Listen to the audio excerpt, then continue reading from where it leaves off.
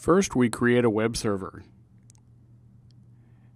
In the GCP console's Products and Services menu, I scroll down to Compute Engine and choose VM Instances. I'll create an instance.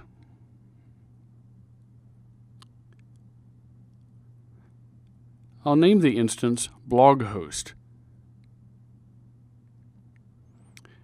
and I'll leave it in the offered zone US Central 1A. I'll take the other defaults, and I'll configure the firewall to allow HTTP traffic in.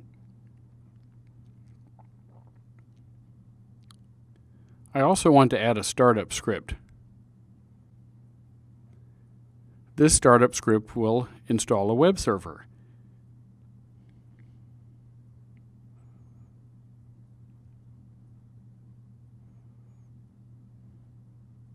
I click Create, and the virtual machine instance is created for me.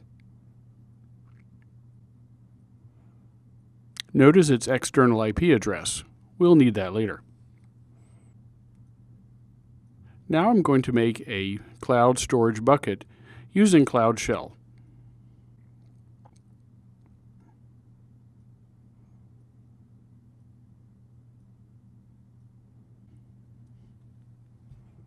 I enter the command gsutil mb-l, then I name the location in which I want the bucket to reside. In this case, the US multi-region. The name of my cloud storage bucket must be globally unique. The easiest way to make sure of this is to name the bucket after my GCP project ID, which is also globally unique. In the Cloud Shell, the environment variable dev shell project ID always contains my project ID.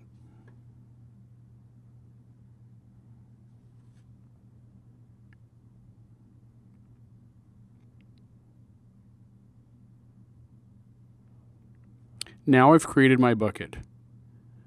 I'm going to copy a graphical image from another cloud storage bucket, this one called Cloud Training. Now I have the graphical image here in my directory,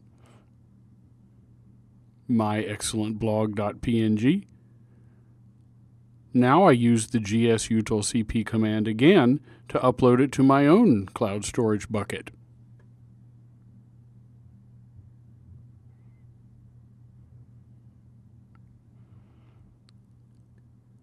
I can see the resulting file, both from the command line using gsutil-ls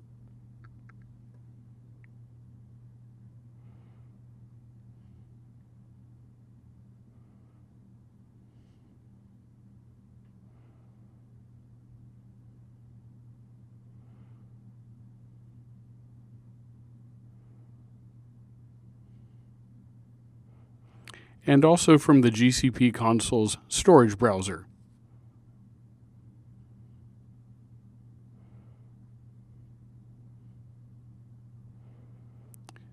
There's my bucket, and there's the object I created in the bucket. Recall that my VM instance is in zone US Central 1A. Now we'll create a Cloud SQL instance in the same zone. In the Products and Services menu, we scroll down to SQL. We choose MySQL for our database engine, second generation,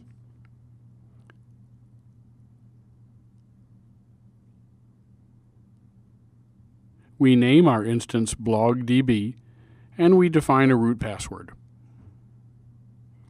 We'll place this instance in the same zone as our compute instance.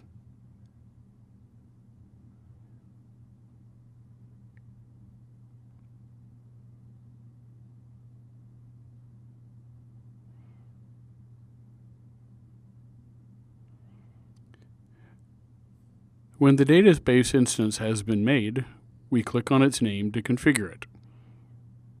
With my database instance finished provisioning, I can click on its name to configure it.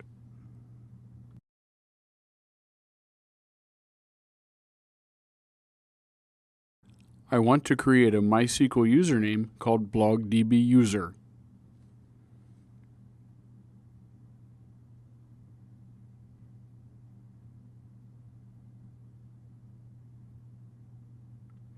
I'll define a password.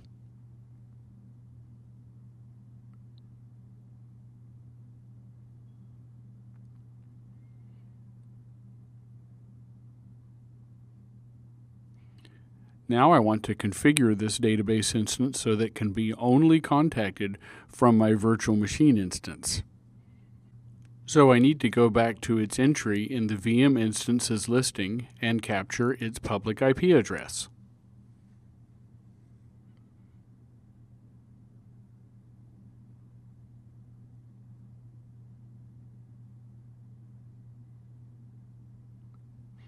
There it is. We'll copy it.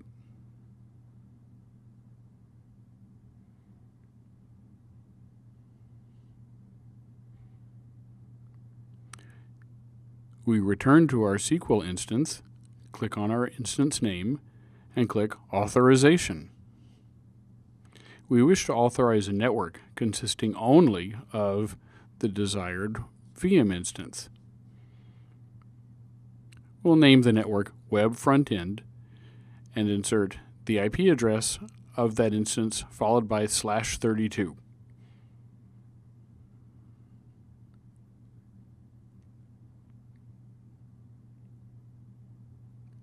Now our database instance is protected from broad internet access. Now I'm going to return to my virtual machine and configure it to use the resources we've set up.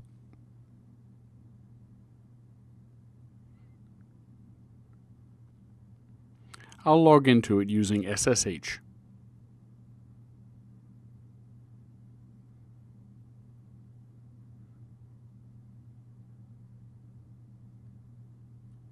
I'm going to edit its PHP homepage.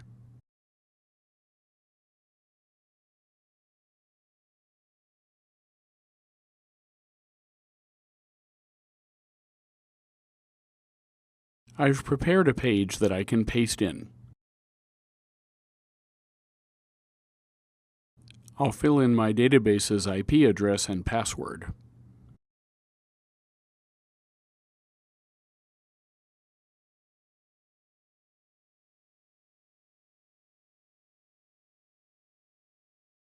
Notice the comment. In a real blog, we would never store the MySQL password anywhere in the document root.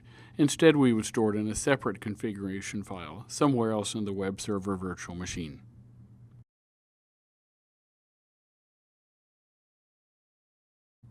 Now let's try it. We'll restart the web server daemon.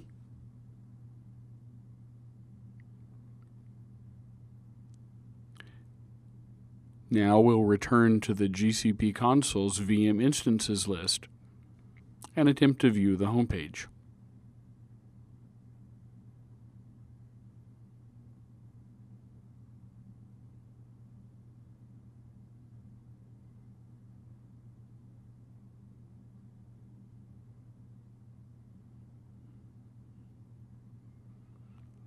Our database connection succeeded.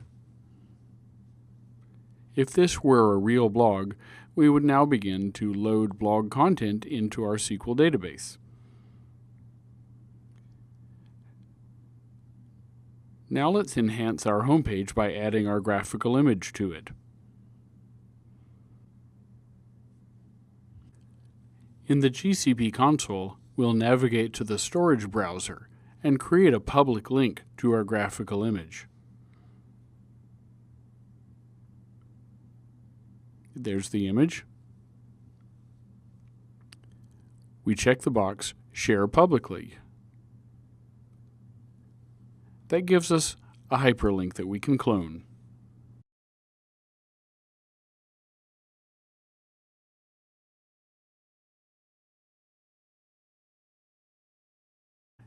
Now we return to our PHP homepage and add in an HTML reference to that image.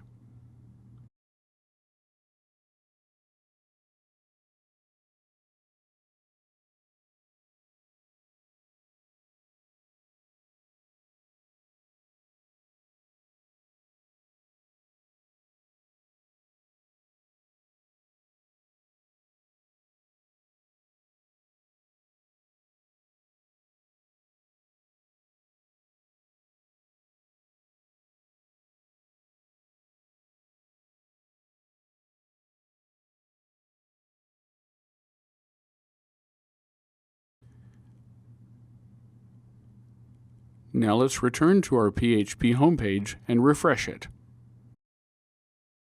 Our page now contains an image hosted in Google Cloud Storage.